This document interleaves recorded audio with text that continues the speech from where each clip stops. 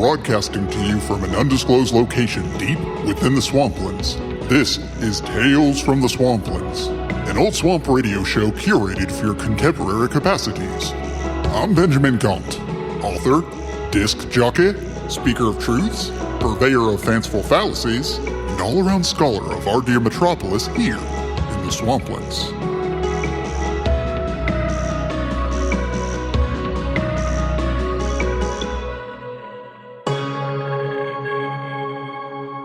Welcome back, dear listener, to yet another episode of Tales from the Swamplands.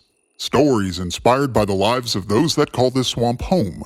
Reflections of their daily struggles, snapshots of their grandest trials, whispers of their silent fears, and the materialization of their formless prayers. These tales aren't simply drawn from the aether. No. The core of any good tale's got a nugget of truth. Without it, the mind wanders and the heart grows complacent. We live on that razor's edge. On one side, the harsh realities of life intermingling with its simple joys. On the other, the stretched pain of perception squinting into the darkened unknown. And in that unknown is something wonderful and terrible. Something far beyond the mundane and yet wholly rooted in the human experience. It is up here on the precipice that we cast our nets and drag in our haul. Two halves, two sides of the same moat of reality. As far as the fictional side goes, well, we're well uncovered. This show's full of tales, right? Perhaps we'll delve into that topic another time. For today, I'd like to take a tumble into the other sea, that of time and perception, the very real and the very experienced. Or, more properly, the echoes of those experiences. This week's topic is memories. What are memories? Are they express tickets to a different time, a different place, what can oft feel like a different life?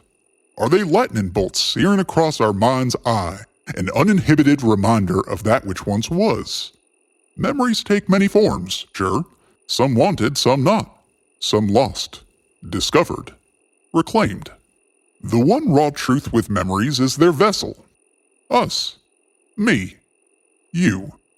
There is no memory wholly objective and completely separate, and there's little one can do to share a memory beyond, well, sharing it, or at least your perception of it. But how much is lost in the retelling, or the re-remembering, or furthermore, in the initial login of that which once was? Sharing one's memories is less like a photo gallery than a round of show and tell. Is some fidelity lost in translation? Assuredly. But does that make it any less meaningful? I wouldn't say so. There's something wonderful in seeing the impressions of the past as a mere interpretation. It is, in my opinion, one of the most human things you can do. Attempting to inhabit the experience of another through their retelling, only to realize that so much of that perception is filtered through a beautifully flawed vessel. The result may not tell the whole story, sure, but it can reveal new truths, nooks, crannies, and fringes beyond the expected, bits of life born of pure individuality. I wish, dear listener, I could share with you some of my own memories. Recently, I had mentioned some expectations I once held in my youth. I fear it may not be prudent to share those tales just yet, for obvious reasons. And even if I did, I feared they would fall on deaf ears. Not because they are without interest. I've lived, for better or worse, a fascinating life. So much so that some may find it, well, frankly, unbelievable. I promise that if and when the time is right, I'll tell you more about the life of Benjamin Gaunt. For now, I'll have to keep those memories to myself. I've stoked their flames for long enough. What's a little while longer? Instead, I'll share with you a tale. This week's tale from the Swamplands is somewhat based in reality, or at the very least, someone's reality. Memories of another time, another place. A vignette of something wonderful, terrible, and, in all likelihood, lost to time. It takes place in the town of Strantala, or as it's known these days, the Mudflats.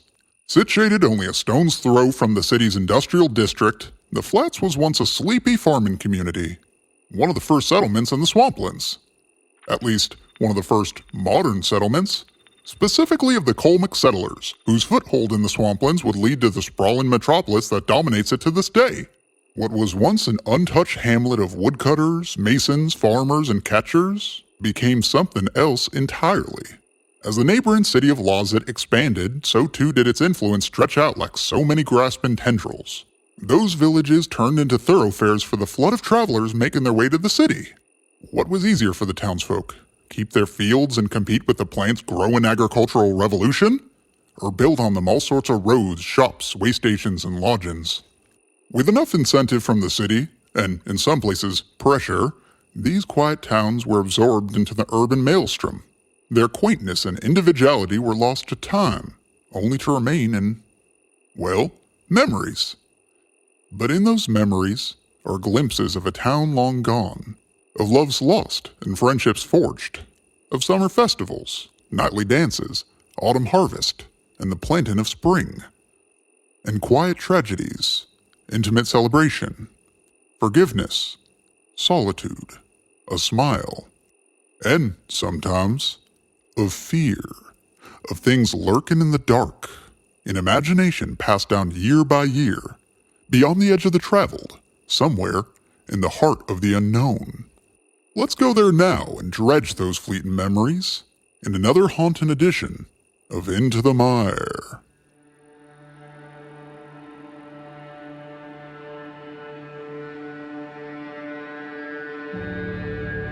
Down the coastward way past the rigid walls of the city's factories and warehouses was a home of dreams, a home of times remembered, forgotten, and altogether undone. Its neighbors lived, labored, and passed on their own homes, like hermit crabs casting off the weight of their shells. And after, others would skitter over to make use of them, start their own lives. Yea, time moved on, as did those neighbors, and the town grew and changed in wonderful and terrible ways. Eventually, the road outside of town, once a vessel pumping life into the sleepy hamlet, grew hard and twisted. It lashed out at the town and envenomed it. No more a vessel and heart, the two grew together as beast and prey, and after, parasite and host. But the neighbors lived on, albeit stranger and shinier by the day. The town grew, and everything was fine. Just fine. All the while, beyond the edge of this mechanized placidity was a constant, a hole at the edge of the controlled, the expected, a whispered memory of the home of dreams, of nightmares. It is from this home that so many silent murmurs were born, muddled talk of folk stories, tall tales, hearsay, and the ephemeral phantoms of the restless mind. It was a house of the unknown, built up in the minds of its neighbors, built from hand-me-down memories of who might have lived there and what tragedy had befallen its ramshackle walls. Was there a curse? A promise forgotten? Or was it simply a home, left to rot in the wake of its keepers? It was an unnerving, almost nostalgic stain whose very existence begged the question, why do we build, only to leave behind shells and echoes? I now present to you, dear listener, a tale from the Swamplands, the whispering walls of Dunmore House.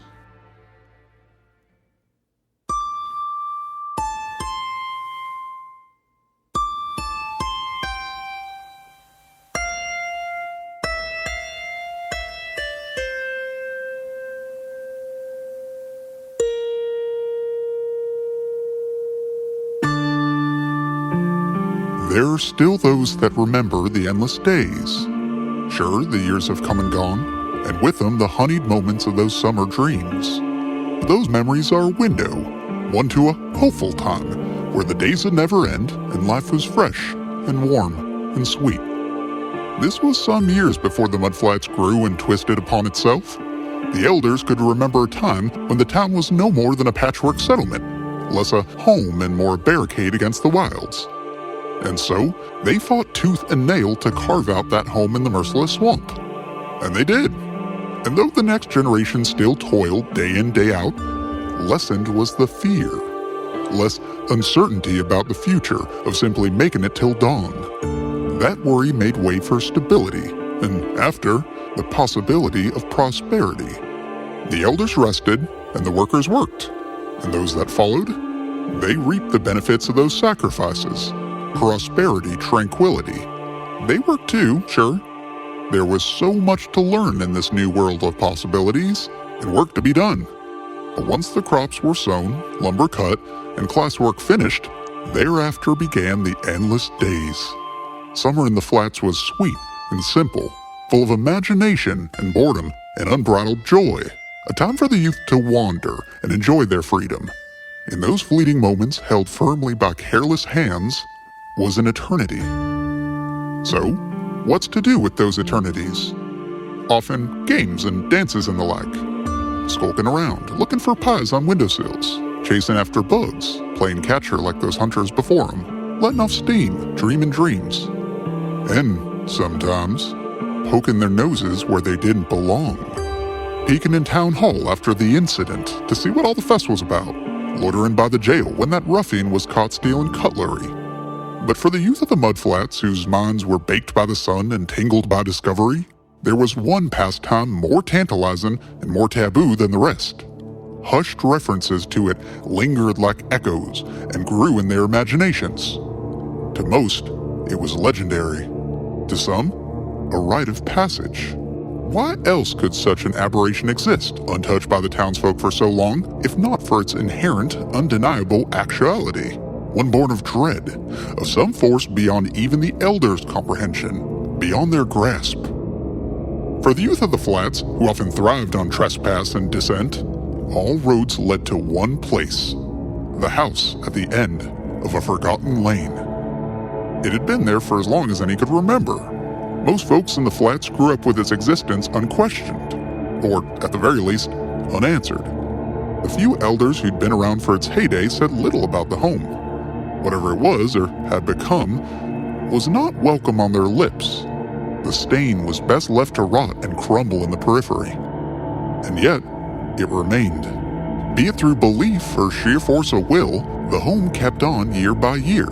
And though its true nature was lost in time, its legend held true in the way that legends often do, in a name whose meaning was ignored, forgotten, or assigned after the fact, a meaningless title given to an aberrant anomaly. But that name held in it the power of such potent imagination, of generations of whispers, stories, of memories. To the people of the mudflats, this undying stain was known simply as the Dunmore house. Were the Dunmores a family of long-forgotten settlers, pioneers of industry who packed up and left to help found the city? Or something more sinister? A name of a tragedy, covered up or willfully forgotten? What else then was left for the restless youth to do but suss out the truth for themselves? No matter the risk, nor the cost. And thus were born the dares. To approach the house, touch its shutters, spin around 3 times while citing witchy incantations, or even to cross the threshold and enter its gaping maw. Those challenges were rare, reserved for the foolhardy, the fearless. Few folks in the flats could claim to have entered Dunmore House, and those that did found themselves immediately challenged by its aura. Simply standing in that space addled the mind. There was a primal sense that flared deep in the brain when faced with such wrongness. Before long, the interloper would run screaming from the premises. Whether due to adrenaline, fear, or something else entirely, they found themselves unable to remain in that ruined abode. It's as they say, the house always wins. But each challenge was just another notch, another tale in the legend of the Dunmore house. Victories against its undeniable dread were measured in minutes or seconds. And yet, the record inched up, bit by bit, year by year. That is, of course, until one summer night, when 3 friends did the unthinkable. This is their tale of the endless night in Dunmore House.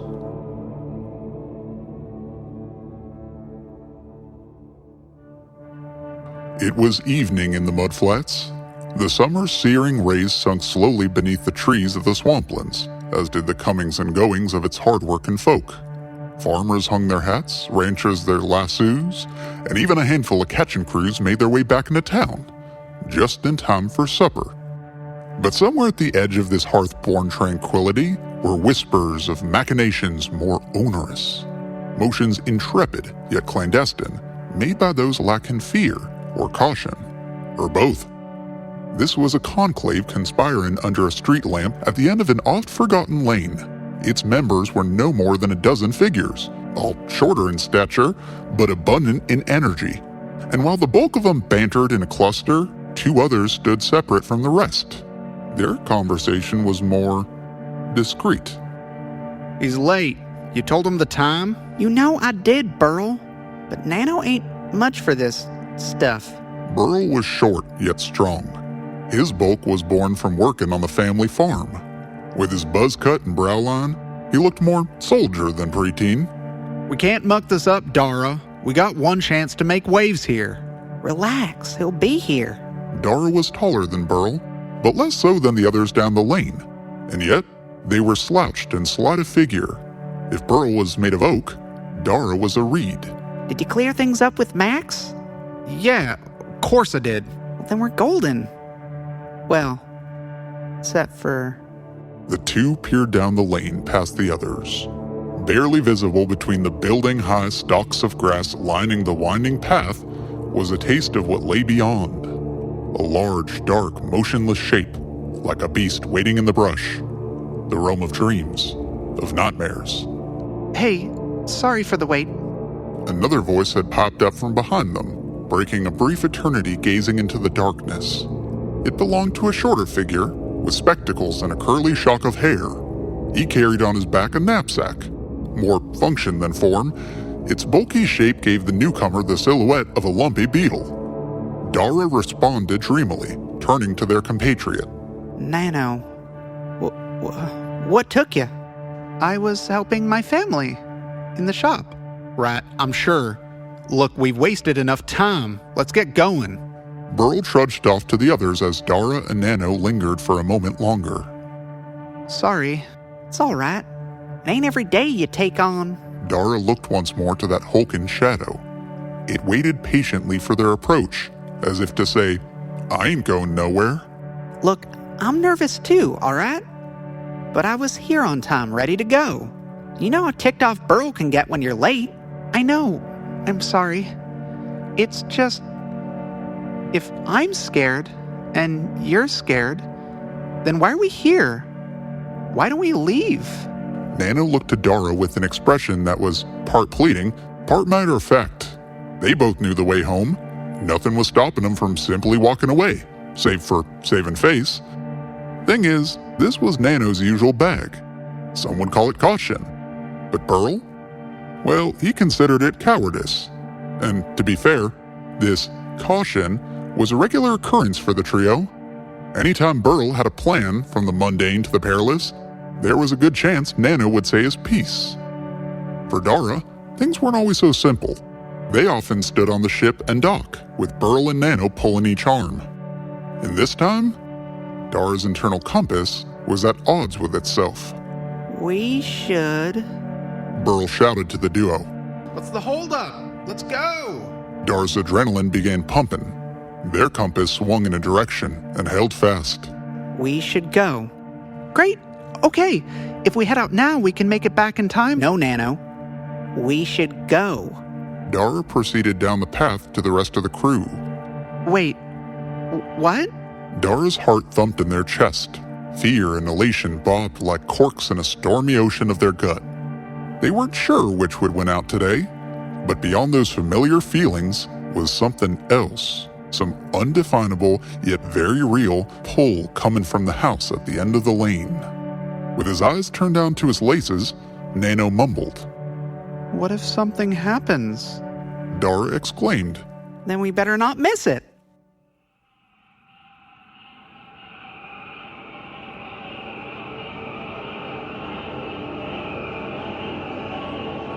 The group floated from the lamplight into the winding darkness. For some, their pilgrimage was nearly complete. For others, it was only beginning. Nervous chattering faded more and more with each footfall. Before long, the once boisterous crew was silent, save for the smattering of footsteps that peppered the hush of night. In the distance, one could hear the din of cricket calls and bullfrog bellows. But somehow, Those too seemed less present with each reticent step into these hollowed grounds. This Swamplands night was particularly muggy.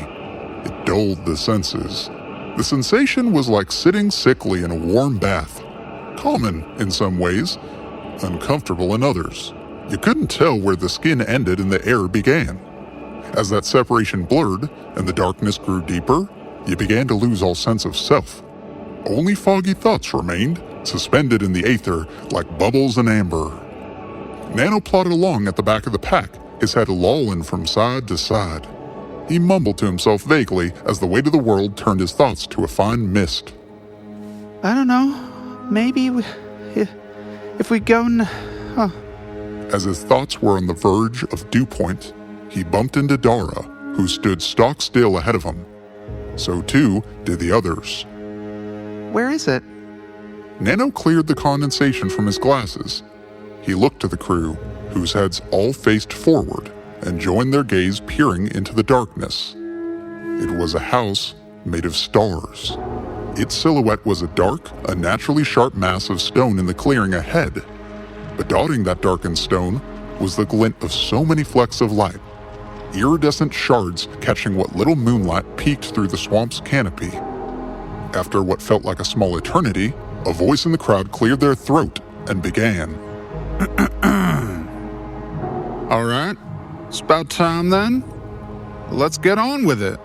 This came from a taller figure, who made their way from the cluster towards the menace in shadow. The others, after some hesitation, followed after. The conclave of rabble-rousers stood only 40-odd feet from the porch. Its details were now more apparent, though no less imposing. Its structure was only a single story high, but what it lacked in scale, it made up for in undeniable dread. Growth and rot caked across the facade, forming clouds in its night sky, and between those swaths were the pinpoints of light, dotting the rough-hewn stones comprising its walls. Nano joined Dara and Burl at the front of the pack.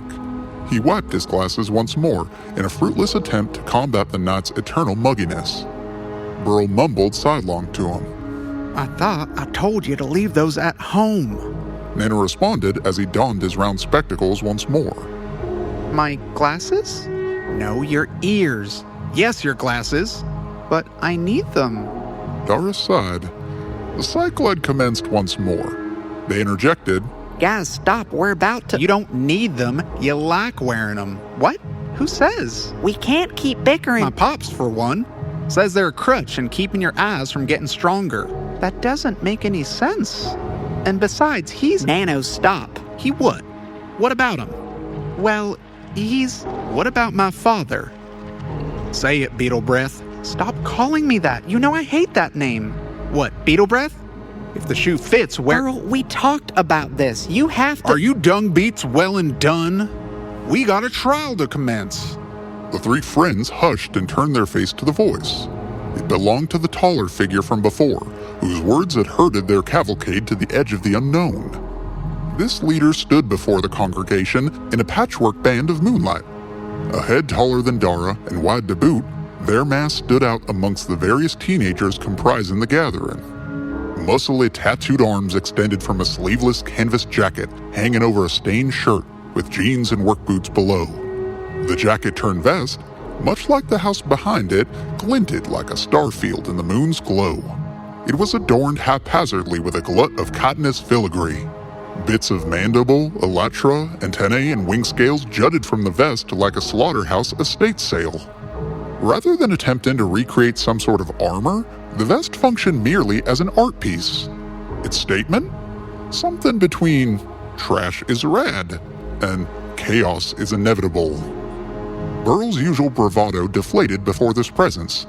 He mumbled, Sorry, Max. Can it, Wormfly? Big kids are talking now. Max's gray eyes pierced the pea soup night, lingering for a moment longer on Burl. They sat in a shaved head dotted with various scars like a cartographer's rough draft. Then, Max continued, orating to the audience before them. Y'all know why we're here. Greatness. Mankind sprung forth into this here world to take it head on. Its borders keep growing, we keep exploring. It grows cold, we light a fire. It charges at us with death in its eyes. We grab it by the horns. I don't know about you, sorry sacks, but if given the chance to take on what the world's got in store or roll over and die, I stand my ground. What say you? The group, entranced by the sauna-edged speech, gave a smattering of affirmations. Max's gray eyes scanned the gathering before they bellowed once more.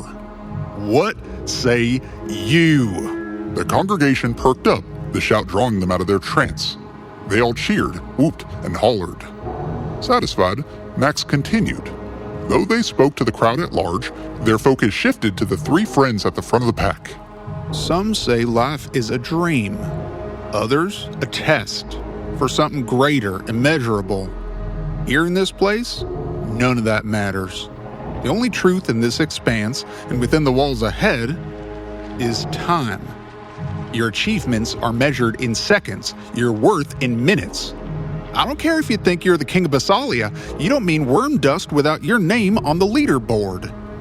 This is your pride. This is your meaning. This is the dare. The gathering erupted into cheers. The once silent and hallowed grounds of the estate now filled with exuberance. While the dare itself was the main event, part of tackling this aberration was in shared celebration. People stood strong, together, even in the face of the strange and unknowable. The three friends at the head of the mob were alight with emotions. Fear, excitement, and nerves rattled within them like a hacked arcade cabinet. Their adrenal glands juggled duplicates of the house special as the fervor of this life-affirming revelry ignited the powder keg reality of what was soon to come. Max spoke now to the three friends. Their voice had lowered some, but not so much that the others couldn't hear what they had to say. Dara, you are taking on the time-honored tradition to defy the void and tackle the darkness of the unknown. Do you promise to uphold the virtues of the daring few? That is to say, you ain't gonna run home crying like an aphid and rat us out to any elders? Dara paused, staring over Max's shoulder at the house. It was merely a building. Sparkly, sure, but what could it be other than a musty, forgotten homestead? And yet, it was so much more. Dara could almost focus on this image in their mind of what that something was. Like petals dipped in moonlight, unfurling in sequence, one by one, to reveal the unspoken truth inside. Bit by bit by bit by bit. But the petals were endless, the image was hazy, and Dara's focus on that undefinable quantity evaporated into the night. They turned back to Max. What? The crowd chuckled a bit. Max scowled at Dara, leaning toward the confused rookie before Burl chastised Dara between gritted teeth. So you do. Dara snapped back into the moment. I do. Max sighed, their attention shifting to Burl. And do you, Burl? All the same in the rest? Do ya? Max, about the other day with Pa, and the bickering earlier, and Dara just now. Grubby, do you promise to respect our code and shut your trap? Burl winced at Max's shout, but nodded anyways. I do. Thanks. Max turned from Burl to the final member of tonight's dare, Nano. They smiled a sinister smile at Nano and uttered, So I'm assuming no then? You better not rat us out anyhow. If you do, I do. I will complete the dare. Dara and Burl turned to Nano in slight disbelief, as did much of the congregation. Max's smile lessened slightly as they stepped closer to Nano. Nano held their poise. For a moment, Max's slight approach was enough to deflate Nano's cool, if flimsy, bravado. Final answer? Yes, I suppose it is. Max's expression shifted from subtle disdain to apathy. They shrugged and walked away from the trio to address the group at large once more. Well, there you have it.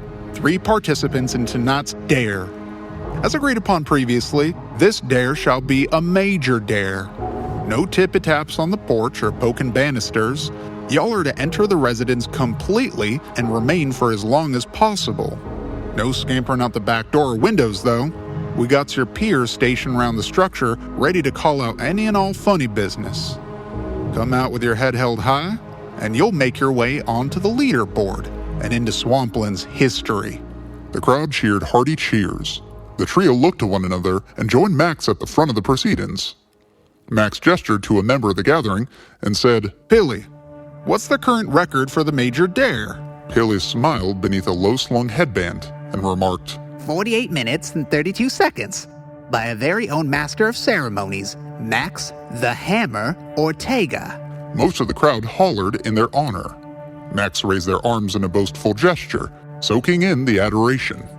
Then, they turned to the trio and said, Y'all ready? They nodded, with Burl adding, Really, Max, I'm sorry. Max smiled slightly and said to Burl, I know, cuz. It weren't your fault. Go on. Get to it before I change my mind. Burl sighed a sigh of relief and nodded. Various members of the crew made their way around the house to their vantage points. Nobody was getting in or out without their knowing. Max joined Pilly in the pack, who had retrieved a nice-looking stopwatch from their satchel. The irony that Elder Cowain's miss-in stopwatch had been repurposed for such a clandestine transgression was not lost on the hooligans running the dare. Then, as everyone was in position, awaiting the call, the gathering fell silent. The loudest, most consistent hum wasn't a sound at all. It was an almost perceptible vacuum, a silence coming from the structure. This house at the end of the lane of sense and reality was a pit of sound and the concrete and mundane. Its hollow channeling of the conclave's anxious energies into its vacuous maw bubbled into the ink of this contract, of the dare. The trio stepped up to the porch. Then, together, they took their first step onto the rickety boards comprising its stairs. And with that, the contract, as well as their fates, was sealed.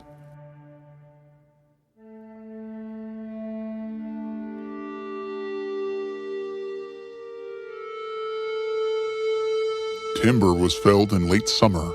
The foundation was set, beams were cut. They rushed to pile stones and hoist a roof before the winds of winter howled through the leafless trees of the unforgiving swamp. Life was hard, but in some ways, happy. A family hunkered down in their monument to the struggles, this answer to the question, what is there to do for those that follow after? And the children would sing, dance, and keep safe from the wilds. At least, safer than the alternative. But something happened. Was it an accident? A random tragic happenstance? Or a confluence of several events? Or did some sinister force seep in day by day, year by year, until the monument's meaning crumbled into oblivion? These were the lingering half-thoughts of the dazed Dara, whose fear of the task ahead was only outweighed by this quiet little worry. Their own question, one that had wormed its way into their mind. What actually happened to the Dunmore house? The trio creaked along the floorboards of the porch. A negligible distance stretched out into a pained odyssey. And yet, despite their trepidation, they soon found themselves at the foot of the door. There was an uncomfortable pause, as though all three were waiting for the house to take the initiative. Anything less would be rude, right? The gravity of the situation required an invitation, that the host would take the lead, welcoming in the trio and acclimating them to the abode. Maybe there would be scones? And yet, no scones were had, nor greetings at the threshold. It wouldn't be trespassing without discarding some etiquette. The trio looked to one another. Who would pull the trigger? Dara and Nano looked to Burl. He gave a defensive scowl back, but made no motion to rectify the situation. He looked to Dara as second in command and gestured for them to open the door. They turned to the door. Its ancient wood was caked in mold and lichen. This rot was a surreal pop of color even in the dark of night. Sage, orange, and yellow dotted the patches along the venerable carpentry. Dara's eyes unfocused, the colors swirling in a shadowed technicolor morass. It was in that haze that Dara heard the voice. A flock of chills fluttered down Dara's spine. This could have been a prank, or an order by Burl, or some psyching up by Nano. But those were comfy little lies, none of which even registered to Dara. No, this was something different. Something weird. Their vision snapped back to focus as they extended a hand out to the worn doorknob. They turned it and pushed open the door. It scraped along the swollen jamb while its hinges creaked ever so slowly and loudly. The squeal pierced the silence, filling the space ahead with a symphony of despair. The foyer was fairly dark, as to be expected, save for the strange star field that smattered the walls with patches of light. Dar wordlessly stepped into the abyss.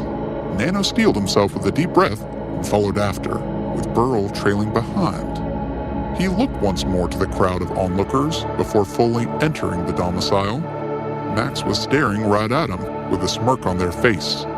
Then, they leaned over to Pilly and whispered something in their ear. Pilly, too, smiled. As Burl turned away from the crowd and made his way into the foyer, a worry gnawed at the back of his mind. Their smiles weren't of the friendly sort.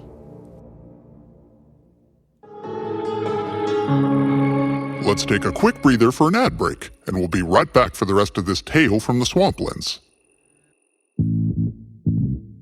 Are we rolling? Okay, great. No, we'll edit that out in post. Are you looking for a reasonably priced degree? Do you want a degree in some field that usually pays you a living wage? Are you at all experienced in signing liability waivers? Then the Lower Plant Technical College may be right for you.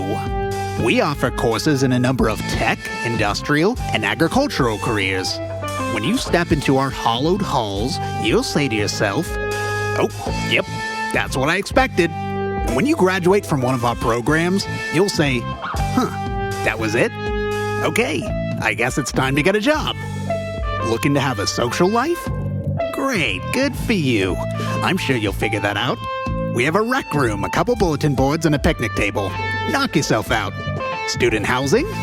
Well, there are very reasonably priced apartments all over the plant. So, I guess you could live in one of those? Oh, so about the liability waivers. Our professors are outside thinkers, set apart from the mainstream corporate education pipeline. And by set apart, I mean that they were set apart from their former universities over their theories or practices.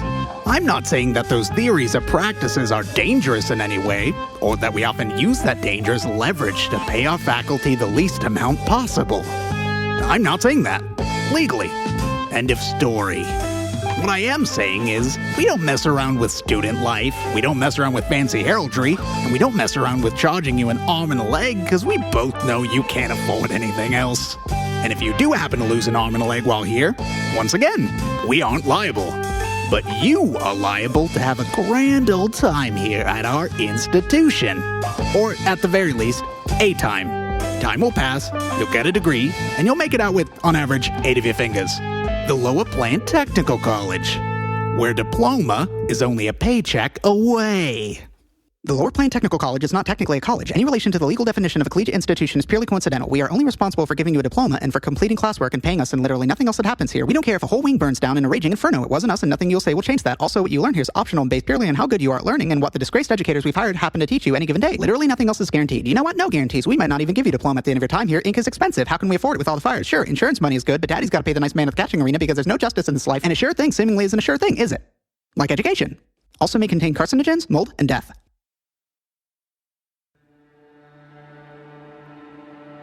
It had begun, their time in the Dunmore house. With the front door closed, little to no moonlight seeped into the space. Only the stars and darkness remained. The trio stood stock still at first, motionless and silent, save for the beating of their hearts.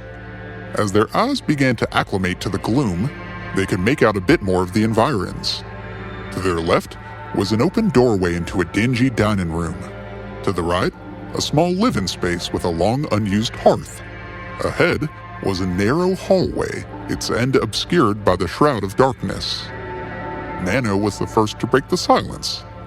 So, this is it? We're done, right? Done? We just got here. But there's no minimum time limit. We stepped in. It's been a minute or two.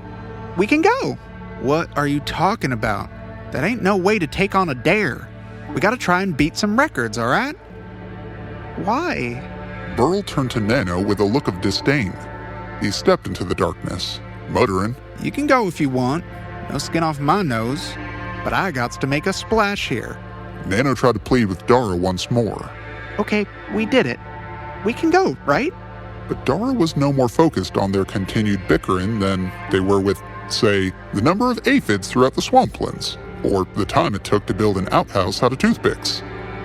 No, their mind was focused elsewhere. Dara mumbled to Nano.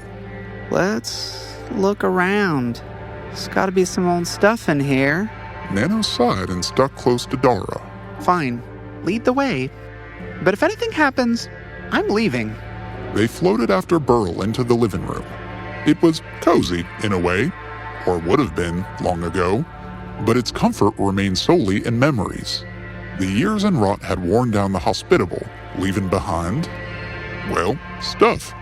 A moldy couch sat opposite the hearth, with a rug between them. They were damp, soiled, and dusty. Quite a combination, to be sure. The room, otherwise, contained little else. A couple rickety or outright broken chairs, what may have once been a spinning wheel for yarn or fibers, a side table with a missing drawer. Beyond those trappings were scattered detritus, some of it organic, like a questionable chunk of slime mold, or other bits of debris from previous dare-goers, like some broken bottles of ale or abandoned snacks. Dara peered around, searching for answers to the mounting unspoken questions racking their nerves. Little light entered the space, save for the starfield and peeking strands of moonlight between the boards covering the windows. And yet, one sliver glinted along something hanging on the back wall, a small framed picture.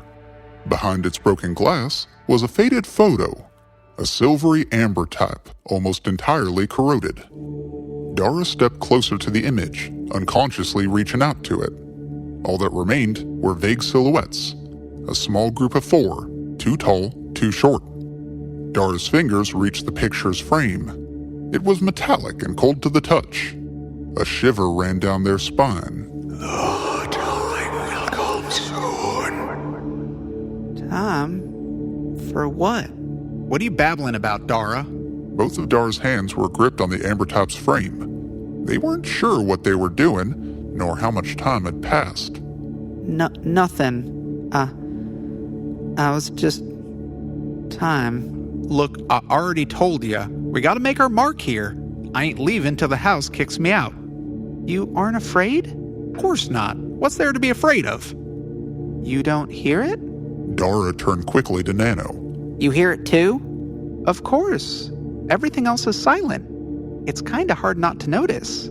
Hear what? What are y'all talking about? Nano raised a hand to his ear, miming for Burl to listen. He huffed, but obliged.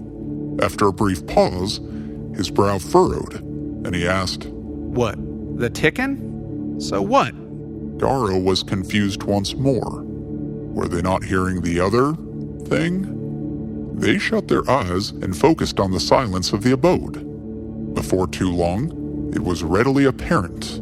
A subtle tick, tick, ticking like a clock cut through the stillness like it had been there all along. Where is it coming from? Nano, you dingbat, it's an old house. There's probably a clock around here. Right, it's an old house. Don't you think the clocks would have stopped a while ago? Burl took this into consideration, but his gut told him to brush it off. What was feeding that instinct?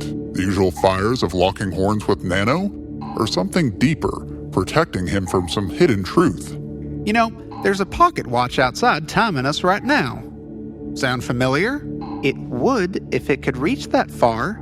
Do you really think the ticking of the watch traveled all the way in here? Then maybe somebody else left one around here. Hasn't been too long since the last dare. Come on, that's just... What? Tell me what you think, Nano. Nothing. I was just... You think I'm stupid? Just because I'm willing to walk around in a musty house? That's foolhardy? Being scared of dust and shadows is dumb. I'm not scared of dust, and I'm not scared of shadows. I just don't know why there's a ticking. You know what? I'm sick of hearing your complaints. You're worried about an old clock? Leave. I don't want to leave Dara behind. Dara's fine. Right, Dara? They turned. Dara was no longer standing beside the framed photo. Instead, they stood in the foyer and faced the front door. When the heck did you... See? Dara wants to go too. It's too late. Too late? For what? The door. Nano and Burl turned slowly to the door. It hadn't moved or changed in any way. And yet, Dara stood fixated on its blotchy face. I don't like this. Fine, then leave. I'm sick of your complaints. Nano huffed and reached for the door. He turned the knob and pulled. Nothing. What? Well, second thoughts? Or are you done whining? It won't budge. It's old. It's just sticky is all. No, it won't move. Burl sighed and went for the door. And yet, no movement. The door held fast. Burl's demeanor changed. His ire melted into a sweaty desperation. He hollered through the door. Max? Could you help us open the door?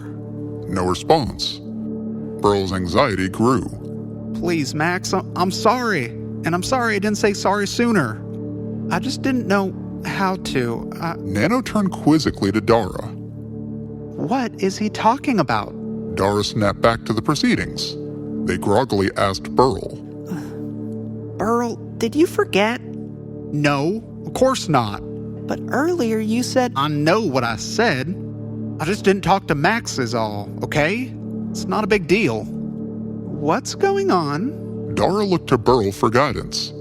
He busied himself trying to pry open the door. No such luck. Burl was supposed to apologize to Max so we could get to run the dare. A major dare. Oh. Wait. What did you... It's not important. It seems to be important. What did you do? Burl's frustration with the door swung around to face Nano. Nothing. End of story. Nano stood up a bit taller and looked Burl in the eye. He stated, Burl, we're in this together now. What happened? Burl sighed, his head turning to the ground. His eyes distractedly traced the contours of his shoes, as is the pastime of the guilty and reticent. I was helping Max with something, on the down low. I weren't supposed to make a scene or let on, but my pops caught a whiff. Something was up and he could smell the dung from a mile away. Burl kicked the door in frustration. Surprisingly, it held firm, despite its swollen, weathered state. He didn't even leave a dent. So he put the screws to me, said I could tell him the whole shebang or get a whooping of a lifetime. And I caved. The one and only time Max trusted me with something, and I mucked it up. So now the only way to show them and everyone else that I'm made of something tougher was the dare. That's terrible, Burl. Yeah, well... So Max blocked the door? Burl's defenses shot up once more. No, why would they? Well, as payback, or maybe a test? Dara was about to step in, but thought better of it. Maybe they'd get their frustration out? It was easier this way. No way they would do that to me. But you were just saying and apologizing just now, and Nano, you don't know what you're talking about. But the door won't budge. How else could... Clap it, Beetle Breath. Nano's frustration finally matched Burl's. The last thread had snapped. I'm really sorry, Burl. I'm sorry things are hard at home, and I'm sorry Max isn't who you think they are. But there's no reason to take that out on your friends. Burl could feel the heat rising in his face. Embarrassment and fury bubbled under the surface. A dangerous, all too common concoction. Last chance, Beetle Breath. Shut your light-forsaken jowls about my family. Dara questioned whether or not they should intervene, but it was too late. The millibus had left the station. Or what? You'll hit me? There's a strange phenomenon that's existed since the dawn of man. It ain't well studied, but universally, it's as apparent as the tides or a sunset. If somebody's angered with you and lacking good forethought or judgment, and you decide to ask them whether or not they'll strike you in retaliation, there's a darn good chance they'll do just that. You've sealed your own fate, like a contract signed and notarized, or a game of call and response. So it should come as no surprise to anyone what happened next. But after, things became a bit more hazy.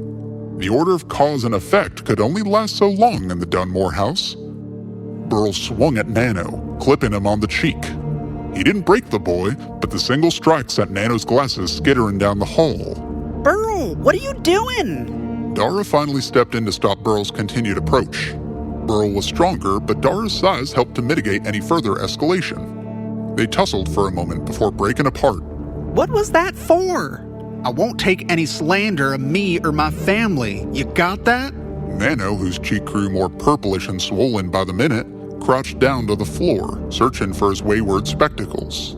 Damn it, Burl, my glasses. I can't see without my glasses. Burl scoffed, taunting Nano. They're down the hall, but you don't need them. Get used to it like adjusting to the darkness. Burl, of course he needs them. Why did you do that? I didn't mean to. It was an added benefit. Maybe he'll grow up. Burl and Dara froze. The voice had come from the darkness down the hall. Nano was nowhere to be seen. All that remained was the memory of that yelp, a short, plaintive yelp that belonged to their bespectacled friend. And then, silence, save for a faint, almost imperceptible tick, tick, tick. Nano? You okay? The near silence remained. Slowly, surreptitiously, the two crept toward the darkness. The floorboards squeaked slow, painful creaks as they edged toward Nano's last known location. Halfway down the hall toward the back of the house, the floor grew dark. No, not dark. It was... Dungbeat. Nano, are you down there? The floorboards were broken some 20 feet down the hall, masked by the crushing darkness of the space. They gave way to a gap some 15 feet across, a sizable hole leading down to some basement. The duo peered over the side of the broken boards and into the abyss below. A shape moved down there, a shadowed figure hunched over in the lightless mire. Burl's anger had been slowly replaced by guilt and immeasurable dread, like a cast in a mold. He whispered into the darkness. Nano? Is that you? The figure turned to face them. Its eyes shone in whatever light it caught from the world above. Burl involuntarily yelped. Then, the figure spoke. Found my glasses. And I'm okay. A little banged up, but okay. The other two sighed a sigh of relief. The eyes in the darkness were no more than Nano's specks catching faint moonlight. Dara called out to their vertically disadvantaged compatriot. Do you see anything down there? A ladder or a staircase? Nano peered around in the darkness. I can't see much. Oh, wait, I have something. He awkwardly reached over his shoulder and into his knapsack, producing from it a handheld cylinder. My mom just got this in the shop. A flashlight. It's like a lantern, but more compact. It's powered by amber-tack batteries, and That's nice, Nano. Maybe you can tell us more once you're out of there. The figure nodded and proceeded to flick on the flashlight. A greenish glow shot out from the end of the light in a cone, cutting through the darkness. It washed over vague shapes lining the walls of the basement. Nano proceeded to explore the space. Okay, some old furniture, a potbelly stove, and a piano. My uncle would love... Later, Nano. Where's the exit? Okay, I'm working on it. Oh, that's interesting. Nano knelt down to the ground, his flashlight wedged between his neck and shoulder. The others peered further over the broken boards, craning their heads to see what had drawn his attention. A circular disc as large as Nano was inset into the dirt floor of the basement. It shone slightly in the light.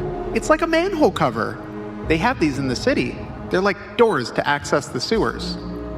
But what is this one doing all the way out here? Dara watched as Nano's hand brushed the top of the cover, tracing the ridges along its face. The design is weird. Usually these will have like a symbol or an image to commemorate some event. These are just lines and dots. Hey, maybe it leads out? Dara was struck by a massive wave of deja vu. As the next few moments played out, they seared into their mind. Or less seared than fell into place, like a reclaimed memory. Time slowed to a crawl. Nano's fingers grasped the lip of the cover, attempting to pry it from its recess. But in a flash, the lid raised up of its own volition. It shot out from the hole, attached to a massive shape. Burl's mouth formed each syllable of a string of expletives as Nano launched into the air. He landed some 15 feet back as his flashlight flung through the expanse. It spun freely, catching random bits of the room in its trajectory. This included the shape that ascended from the manhole. Dara couldn't quite make out its identity, but the few details they gleaned were enough to paint the picture. The figure was more than twice their size, covered in hairy cotton and wielding nearly a dozen massive limbs. As the beam of light swapped down its front side, 8 eyes glinted like a clutch of obsidian eggs in the darkness. And beneath them, 2 chest-sized fangs hung side by side, pointing to the floor like redundant grave markers. Their size was enough to break bones, and who knows what venom resided within. The beam swung to the backside of its form, revealing the truth behind the manhole cover. The back end of this beast was large and conical, ending in a wide, flattened circle that had once covered the opening of its burrow. But now, as each second of this terrifying assault ticked by, it clambered over the forgotten relics filling the basement. Its fence post legs crushed weathered crates and tore through sheets and canvas. Nano breathed ragged breaths as he skittered across the ground, looking for any exit. He found a staircase leading up to a pair of cellar doors. Faint moonlight peeked through the gaps and knotholes of the weathered wood. Salvation. He yelled a triumphant clarion call as he charged up the stairs, aiming to bash through the doors and flee from the abode. His leg kicked at the irregular stone steps as his shoulder met the decayed wood of the basement's exit. And yet, the doors didn't budge. Not one bit. This was way beyond locked doors or pranks. They might as well have been made of iron. With as little impact as rubber on concrete, Nano merely slammed into the doors, felt a crunch in his arm, and tumbled back down the steps. The weight of his bag dragged him hurtling backwards, till finally, he slammed into the dirt floor once more. Dara froze. Burl looked down at Nano, and his face was contorted in some complex internal debate. Nano struggled to get up. His backpack proved to be his downfall. More like a beetle than ever, he struggled to roll over, let alone rise and escape. As he rocked back and forth, a hulking shadow crept above him. The glow of the flashlight had finally settled in. It lit the creature from behind, silhouetting its mass above the supine Nano. He yelled. Then, the beast sunk its fangs into his bag. Nano had a quick moment of relief, but that quickly faded as the beast began to retreat. It dragged his pack across the dirt floor, brushing away whatever detritus had remained in its previous wake. And Nano was simply strapped in, along for the ride. Burl saw the beast dragging Nano toward its hole. His eyes widened and his pulse quickened. He turned to the stunned Dara and simply stated, I'm sorry. He got up, stepped back, and proceeded to sprint toward the gap in the floorboards. Dara snapped back to reality. They sized up the distance from Burl to Nano. Would he make the jump? What would he do then? But as Burl leapt through the air, Dara realized the truth behind this manic attempt. Burl wasn't aiming for the beast. He soared across the gap, aiming for the other side, and, likely, the back door beyond. But whether it was his nerves or a slight miscalculation, one thing was apparent to Dara. He ain't gonna make it. Burl's chest slammed into the floorboards at the far edge of the hallway's gap. He grunted in pain and exertion, scrambling to scale the lip. The beast below had finally reached its hole. Nano looked up to Burl, the Dara. His eyes met theirs as he whimpered and merely mouthed a soundless, "Help." And in a flash, he went from laying on the dirt floor of the forgotten basement of the Dunmore house to somewhere else. The beast had claimed Nano, his prize sent into the depths of his burrow. Then, it crawled into the hole to join him, shoving its hulking form into its makeshift tunnel and blocking the doorway with its disc-like abdomen. Tears trickled down Dara's face, their expression frozen in shock. They turned towards Burl, looking for an explanation to questions both expected and unanswerable. Burl merely struggled to hang onto the boards, his lifeline. He eased himself up a bit more, almost enough to rise from the lip, when a sound cut through the chaos. Burl looked down to the boards beneath him. He craned his head back to Dara. One fearful eye peered through the darkness at his friend, who sat stunned at the other end of this abyss. He gulped and began to speak, when the boards beneath him gave out. He plummeted into the darkness below, and before Dara could reach out to grasp at the fallen Burl or call out his name, the beast sprung from its recess once more, this time straight into the air toward the flailing Burl. In the blink of an eye, it claimed another member of the trio, deposited him into the pit, and sealed the entrance once more.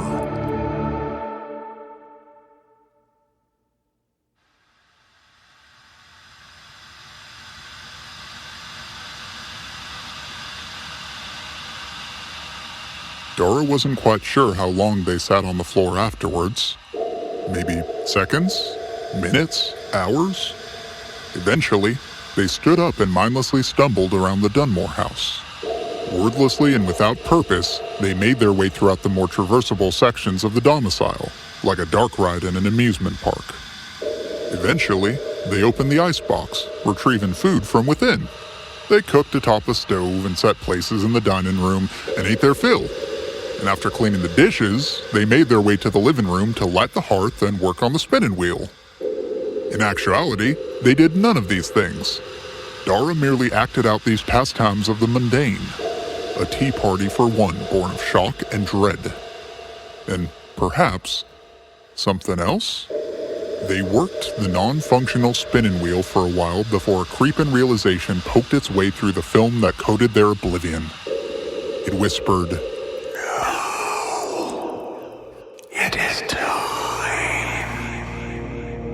A flood of emotions hurtled through a canyon in the far recesses of their mind.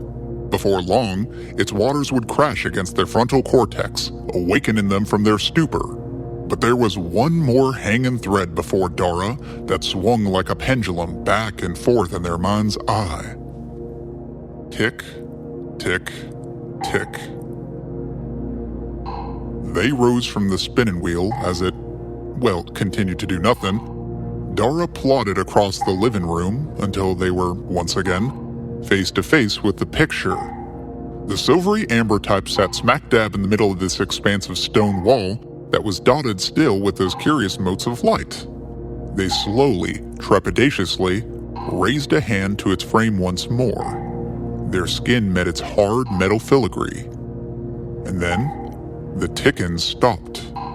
This abrupt silence was overwhelming. A sound so subtle yet so present had finally halted, like the house was holding its breath. Dara tilted their head in curiosity and proceeded to lift the frame from the wall. As the picture was gingerly raised from its former home, what remained was no mere outline. Instead, behind the frame was a perfectly rectangular hole, and within that hole was light.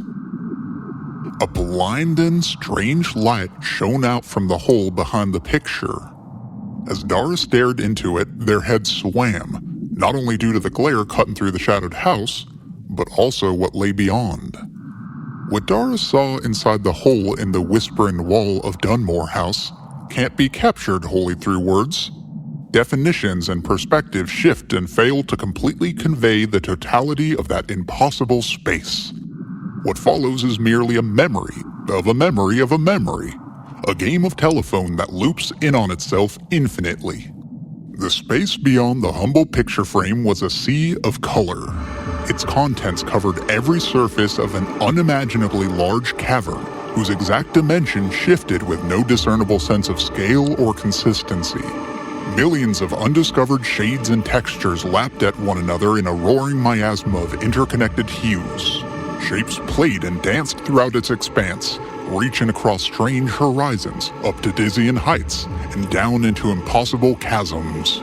Some shapes floated in the aether some 6 feet away. Others towered miles high at the end of rippling valleys.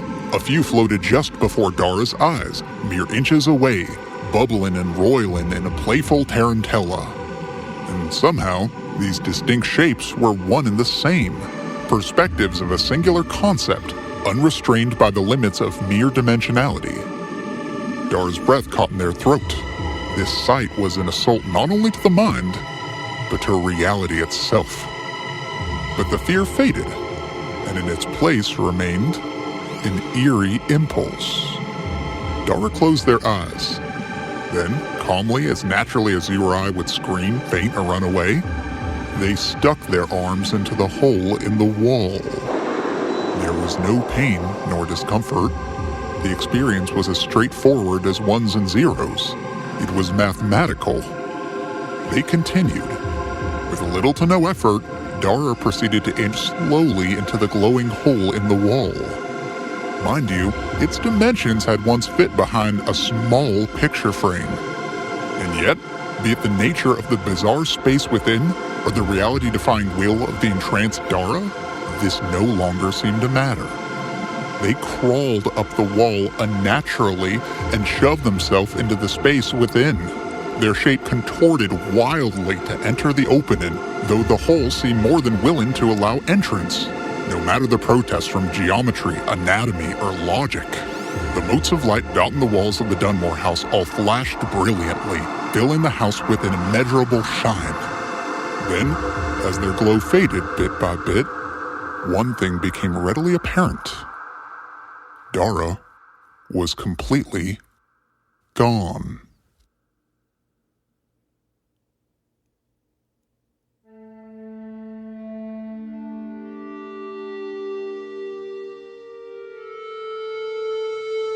Winter's winds howled throughout the Swamplands. Its settlers huddled in their homes against its merciless gusts, trying their best to keep in the heat and grateful for whatever shelter they had.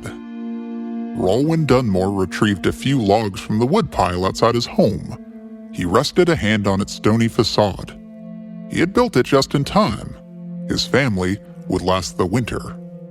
Rolwyn carried the logs inside, shutting the door hurriedly to keep in the warmth. As Agnes Dunmore finished up supper, she called for her son Niall to set the table. Rolwyn smiled and made his way to the hearth. A few more logs for the fire. And yet, something was wrong. Missing. Aja? He peered around the sitting room. Nothing. He checked the bedrooms and hall. Not a soul. Rolwyn rushed out the back door, scanning the brush line for any sign of her. But there was none to be found. His heart beat in his chest, his brain racked with worries at the possibilities. And then, inspiration struck. He rushed to the basement's cellar doors and flung them wide open. Stepping into the darkened room, he retrieved an oil lamp from a hook on the wall. Lighting it illuminated the hollow, if only a bit. Rolwyn crept through the basement, the lantern's warm light passing along its shimmer and walls. He recalled finding the stones that summer, with their peculiar glimmer. He'd seen mica in rocks before, but these bits shone more brilliantly than they ever could, even in low light. He showed the village elders his discovery, but they weren't as enthusiastic. Their native Kapali neighbors had warned the settlers about the stones. They were described as ancient and, strangely enough, unpredictable. But they were light, yet sturdy, and would make for good insulation in the coming winter. And, of course, they were sparkly, as his youngest had put it. Rolwyn made it to the far end of the room. And there, in the dark of the basement, was a young girl in a white dress. She stood so close to the wall that her nose nearly touched its rough face. She mumbled inaudibly to the wall in sporadic bursts. Rolwyn stepped closer to his daughter and whispered to her. Aja, what's the matter? Aja's mumbling stopped. Her stare fixed on the wall as she said aloud, They're calling to me. Can't you hear it? Rolwyn gulped instinctively. No, he could not. All right, sugar, let's have supper, yeah? Aja leaned toward the wall and turned her head. She pressed her ear to its cold stone and smiled. As she did, Rolwyn could swear he saw the shimmering bits in the wall flicker for a moment. His imagination, to be sure. Then, he just spoke softly to the wall. I'm sure they'll forgive you. Promise. and without warning, she stood up in a flash and pranced toward her father. Ralwyn stared at the stone in disbelief as his daughter took him by the hand. Come on, Da. They're waiting.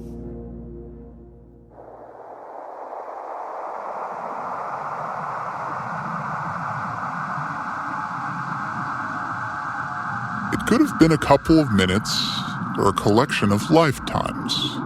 Time ceased to mean much in the face of this realm. Dara slipped through the cracks in the goo of this bubbling cauldron, whose consistency was like a dozen attempts at homemade flan. But somehow, all of them at once. They soared through the chromatic valleys and winding hills. Then, they'd slide into a periodical shaft of light, where the wall of things felt thin and wobbly. And before they knew it, they had returned. Well, sorta. They peered throughout the Dunmore house as easily as before, only more so. Their new vantage point was through the structure itself, as though looking into a very strange house-shaped mirror. And they saw the Dunmores. In winter, in summer, and those after. And then, one day, even the departure of the Dunmores from the abode. The parting was strange and solemn, though not totally unhappy.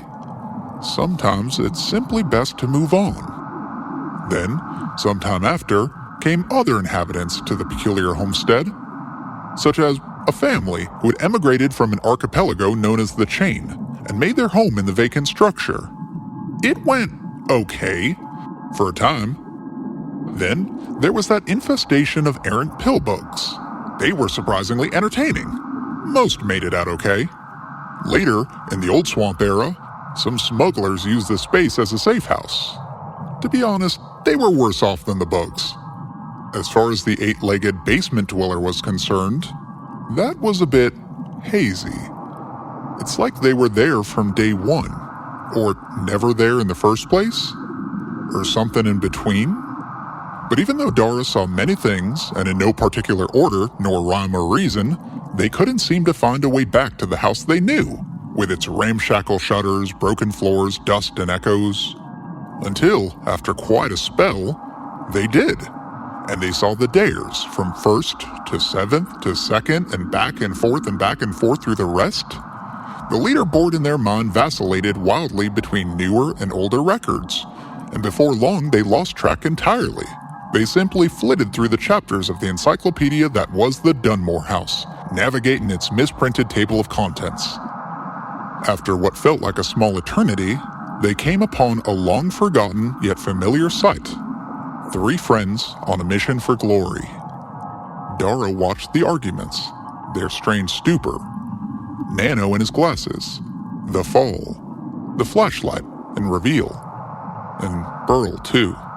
And again, and again, and again. They watched the events transpire, wondering what went wrong. What could they have done differently? Calling out Burl? Keeping a better eye on Nano? And then they heard a voice. A small voice, a soft squeak throughout the psychedelic morass. Georgiewicz. Dara paused, expecting this greeting to be reserved for somebody behind them. But was this disembodied voice speaking to another cosmic traveler? Unlikely. Hello? Who's there? Aja, and you? Strangely, they took a beat longer than they had expected to find the answer. But before long, it came to them. Dara. Nice to meet you, Dara. Are you my house? Well, sorta? That's a weird thing to say. Either you are or you ain't. That sounds about right. I have a hard time making decisions. Such as? And so Dara relayed their journey to Ija, omitting, of course, any details relevant to the girl and her family. Sounds to me like you made your choice. I did? Yep. Da always says that the choice you don't make is the one that you do. The wheels in Dara's brain spun for a second, their mind wrapping itself around that concept. What? All I'm saying is you got to make a choice, even if it's hard. Guess you're right. You know what? I think I know what to do. I hope they forgive me. I'm sure they'll forgive you. Promise. Dara's resolve buoyed for the first time in minutes? Years? I gotta go. Thanks for your help. Silence. All that remained was Dara and the house. They floated toward another column of light, took a deep breath, and dived in.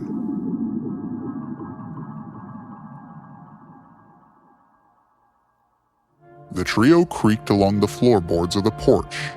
A negligible distance stretched out into a pained odyssey. And yet, despite their trepidation, they soon found themselves at the foot of the door. The trio looked to one another. Who would pull the trigger? Dara and Nano looked to Burl. He gave a defensive scowl back, but made no motion to rectify the situation. He looked to Dara as second in command and gestured for them to open the door. They turned to the door. Its ancient wood was caked in mold and lichen. This rot was a surreal pop of color even in the dark of night. Sage, orange, and yellow dotted the patches along the venerable carpentry. Dara's eyes unfocused, the colors swirling in a shadowed technicolor morass. It was in that haze that Dara heard the voice. It is time to make a choice. Your choice. A flock of chills fluttered down Dara's spine. This could have been a prank, or some mumbled affirmations by Nano or Burl, but those were comfy little lies, none of which even registered to Dara. No, this was something different, something weird. Their vision snapped back to focus as they extended a hand out to the worn doorknob. They turned it and pushed open the door. It scraped along the swollen jamb while its hinges creaked ever so slowly and loudly. The squeal pierced the silence, filling the space ahead with a symphony of despair. My choice. Huh. Dara took a sharp intake of breath.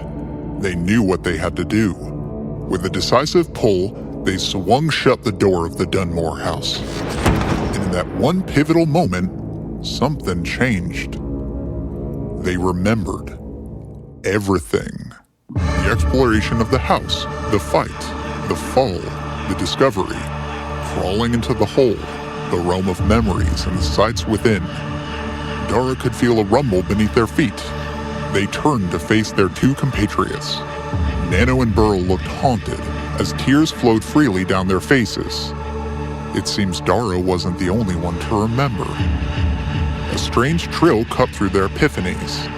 The house gave off a weird whine intertwined with a familiar sound. Tick, tick, tick, tick. It grew faster and faster as the motes of light throughout the stone walls grew brighter by the second. The trio ran from the porch to rejoin the congregation, who stood in awe at the spectacle unfolding before them. The ticking blared throughout the clearing. It was terribly fast now, like the stridulation of a house-sized cicada. Then, just when things couldn't get any stranger, the final act began. The pinpoints of light across the Dunmore house began disappearing, one by one. Each mote burst into a brilliant glare like a flashbulb, and after, went out. And with each pop came a colorful wave of nostalgia, ghostly, iridescent explosions sent throughout the clearing that carried with them the raw emotions of memories from the Dunmore house. Fear, comfort, joy, despair, loneliness, betrayal, triumph. The gathering of hooligans at the end of a forgotten lane basked in the strange glow and simmered with the newly borrowed memories of the Dunmore house. Until, eventually, after a good while, the last light went out.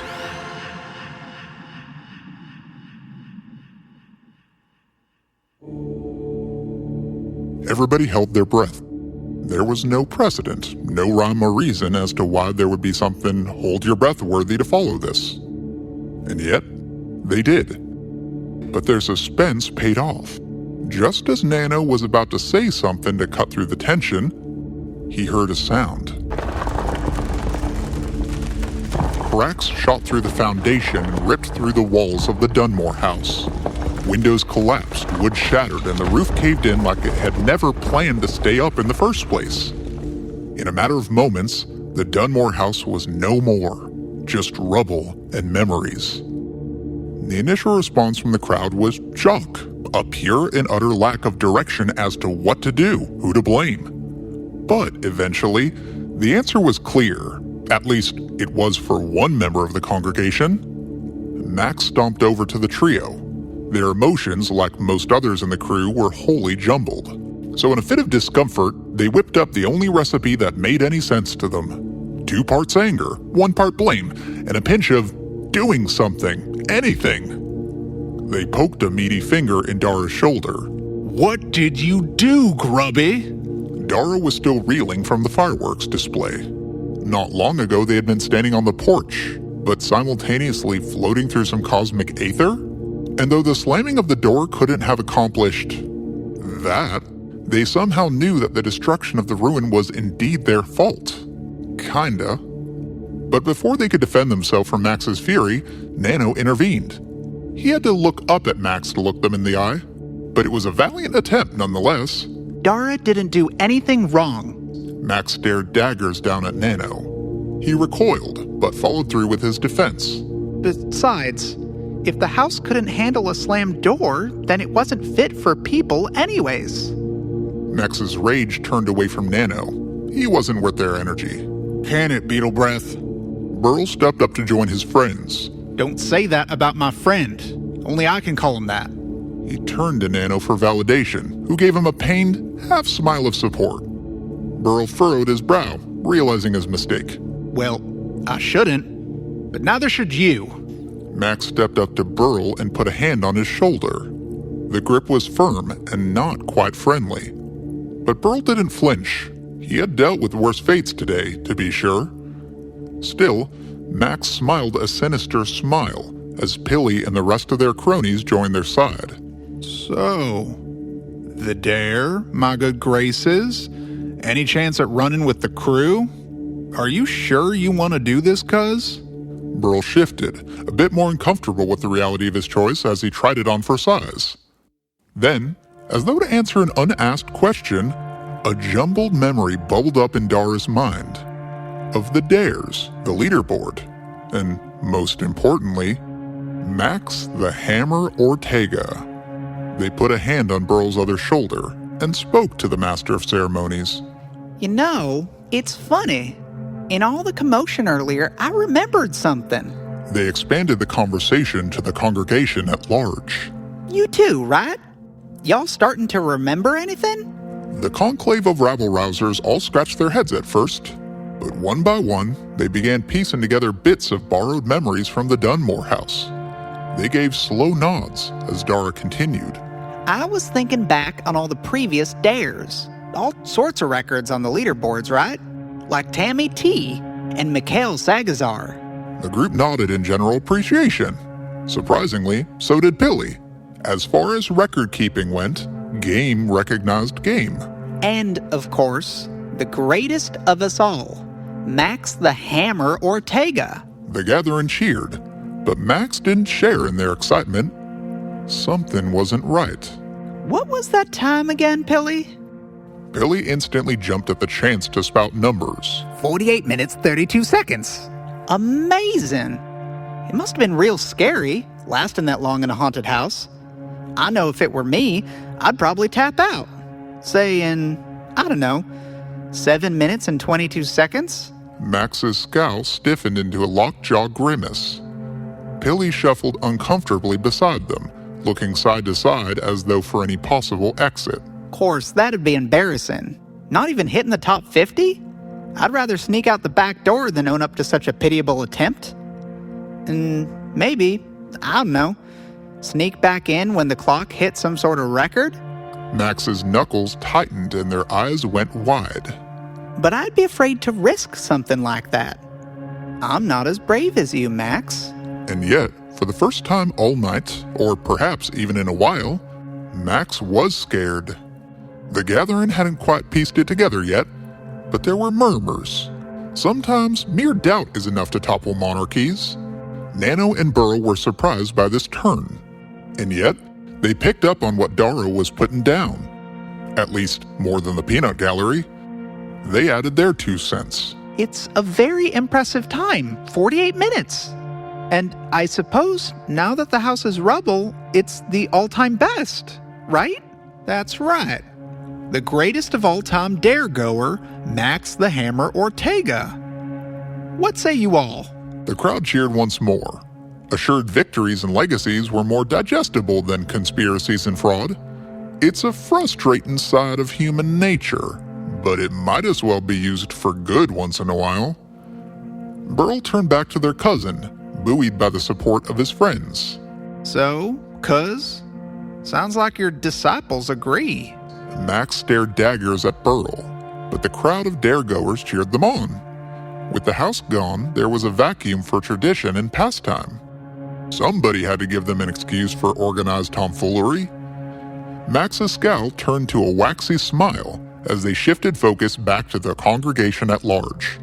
And so ends the dares of Dunmore House. Continued cheers from the crowd. More emotions were better than none, and celebration was way better than mourning. But something tells me the dares are far from over. I've heard tell of mysterious sightings out by the shores of Cypress Landing. There's been all sorts of tales over the years, from sirens to ghosts to behemoths lurking in the water. What do you say? Y'all want to take on the night? Raucous shouts from the pack. It was the perfect placeholder. Farther away, to be sure, but the stakes were higher, danger ramped up. Somebody might actually get hurt. Who could ask for more? But as the youth of the Mudflats amped themselves up for more death-defying self-imposed trials, the trio of friends slipped out the back. They made their way down the winding road, away from the former house of dreams and nightmares, and back to their sleepy hamlet. As Dara's adrenaline began to subside, the weight of their odyssey became more apparent. They spoke to their friends. Y'all, I wasn't looking out for you. For us.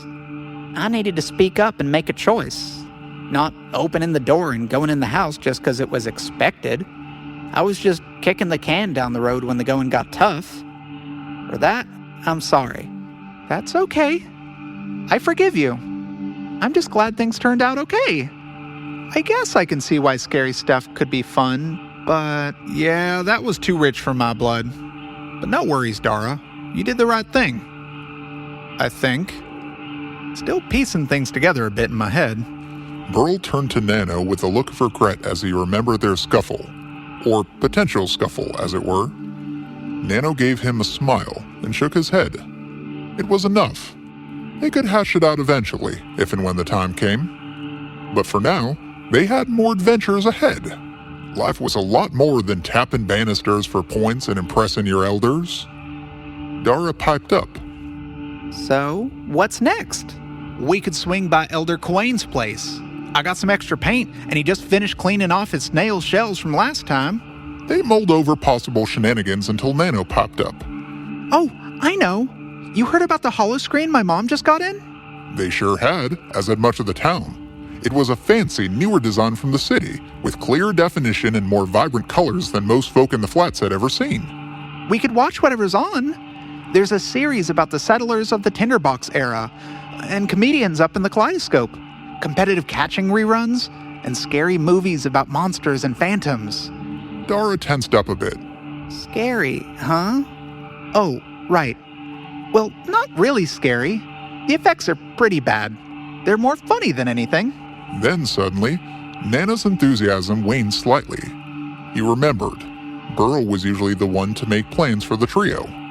But Burl smiled and slung his arm around Nano, saying, You know what? Sounds good to me. Probably a lot less rude and crude than painting snails anyhow. Dara, what say you? Dara smiled at their friends. Then they turned to look over their shoulder, back down the end of the lane to the clearing in its sea of memories. The large, imposing silhouette no longer peeked through the stalks of grass lining the winding path. Its presence, strange and looming, was gone, only to remain in, well, memories. All right, fair enough. They can't match the real thing anyhow. Last one there's a stink bug. And so, they all took off down the path back to hearth and home. Clutches of pillbugs and clumps of aphids scattered throughout the nearby darkness, awoken by the boisterous cackling of the joyous trio. But back down the lane, beyond its terminus, the previous meeting point for the conclave of the clandestine and mischievous, was that land of dreams and nightmares. Once a home to some, then a challenge to others, the realm now rested as a mere pile of rubble. The shards of light that once smattered the stones comprising the abode sat darkened in the humid Swamplands night. Then, when all the interlopers and foolhardy hellions had sauntered off to their next grand adventure, something strange happened. A hulking, eight-legged creature crawled up through the wreckage and perched atop the rubble, its mortared throne. And then, as naturally as you or I would walk down a path or stare into the darkness, it sunk its fangs deep into the crumbling rocks of the pile. In response, a single shard of dead starlight flickered on, like a match in the darkness. Then, another, and a couple more. The once whispering walls of the Dunmore house began to alight once more. That strange glow grew into a stone-born galaxy, whose stars were multiplying in number and luminosity by the second. But what were these new stars, these motes in the mass at the end of a forgotten lane? Were they memories? Of the Dunmore house, its residents and invaders? Or something else entirely? The creature's 8 eyes glinted in the glow. As the reborn starfield reached critical mass, the beast shifted. It swayed from side to side in what could only be described as a sort of dance. And with each bend and wobble, the motes of starlight changed. They extruded from the rubble as strands of shimmer and thread, twisting and reaching out into the air, whipping around and lashing onto one another. The iridescent ropes tugged at their stones, pulling the rubble together in some mystifying choreographed assembly. As this curious construction continued, its bizarre process whipped up an odd wind. And on that wind that whipped around the winding woods and weathered wreck was a whisper, warped and weird. Do not fear, little one. The time will come soon.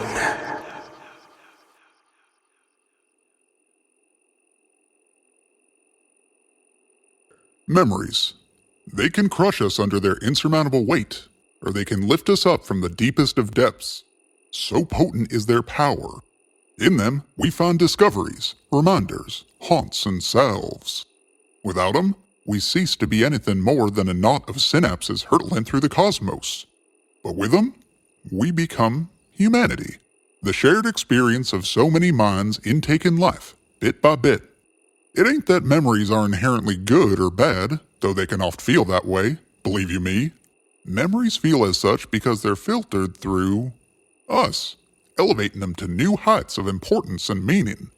But at the end of the day, we must remember, memories are integral. Memories are knowledge, perspective. Without these, society ceases to learn a damn thing. And if we ignore the memories of others, what is lost? Sure, memories are imperfect. People are imperfect. But the part they play is larger than the fears of the willfully ignorant. Without memories and knowledge, we stagnate. A small memory of my own. At some point in time, I found myself purposeless, wandering this weird world.